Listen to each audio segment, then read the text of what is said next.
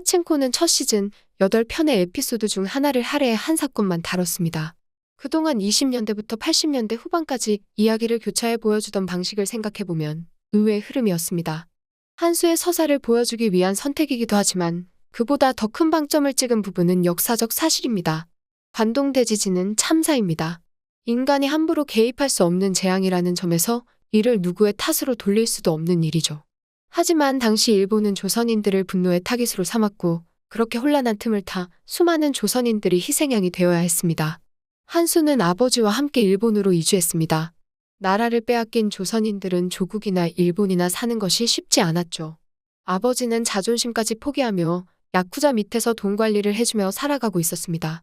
아버지는 영특한 아들 한수가 일본이 아닌 미국으로 건너가 마음껏 자신의 꿈을 펼치고 살아가기 원합니다. 한수는 미국인 거부 홈스의 아들 앤드루의 수학 가정교사를 할 정도로 영특한 아이였습니다.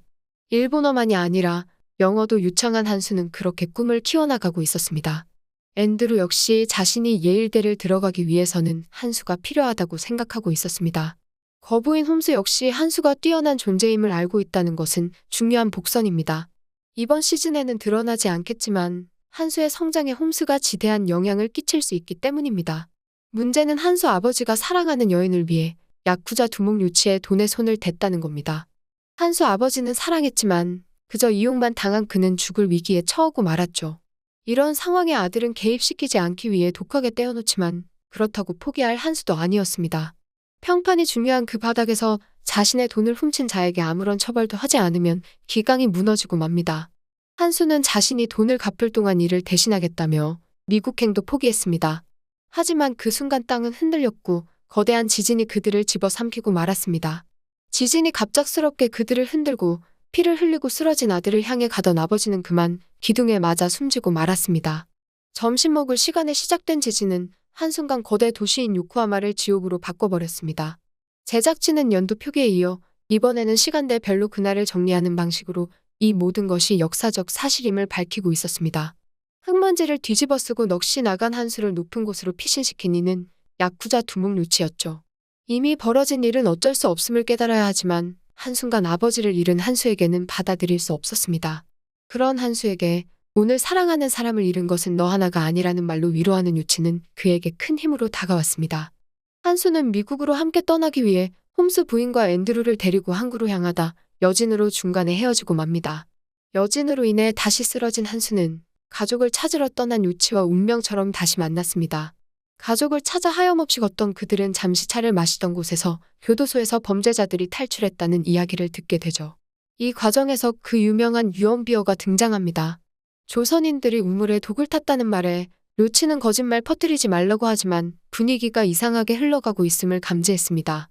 가족을 찾아 나서다 한 무리의 조선인들이 도망치고 그들이 헛간에 숨도록 도와주지만 그것으로 그들을 살릴 수는 없었습니다. 루치는 노인의 수레에 한수를 숨겨 살릴 수 있었지만 일본 자경단들에게 헛간에 숨은 조선인들이 태워지는 것을 막을 수는 없었습니다.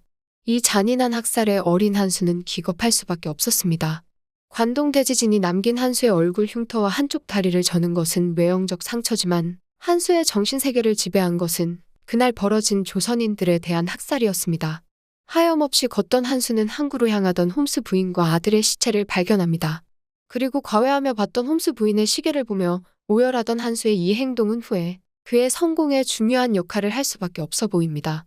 홈스 부인의 유품을 찾아준 것으로 한수는 홈스에게 도움을 받을 수 있기 때문입니다.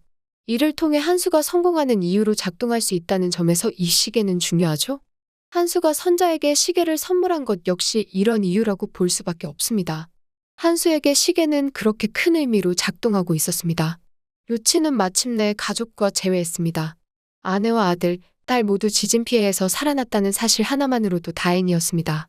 그런 루치는 가족들에게 한수가 한동안 함께할 거라 합니다. 아버지 빚을 언급하지만 루치에게 한수는 아들과 같은 존재로 다가왔고 한수에게도 루치는 잃은 아버지를 대신하는 존재가 되었습니다. 7회가 끝나고 영어 자막을 통해 관동대지진을 설명했습니다. 그리고 10만 명에 달하는 피해를 입었다는 기록과 함께 일본 자경단들에 의해 조선인 수천 명이 사망했다고 알리고 있습니다. 상황들을 자세하게 다룰 수 없지만 그를 통해 억울하게 희생된 수많은 조선인들을 기록하는 것은 충분한 의미로 다가왔습니다. 전체적인 이야기 구조를 보면 역사적으로 중요한 사건들을 집중해서 다루기는 어렵습니다. 선자와 한수, 그리고 그들의 가족들을 통해 근현대사의 역사들을 조망한다는 점에서 어느 한 부분에만 집중할 수 없으니 말이죠.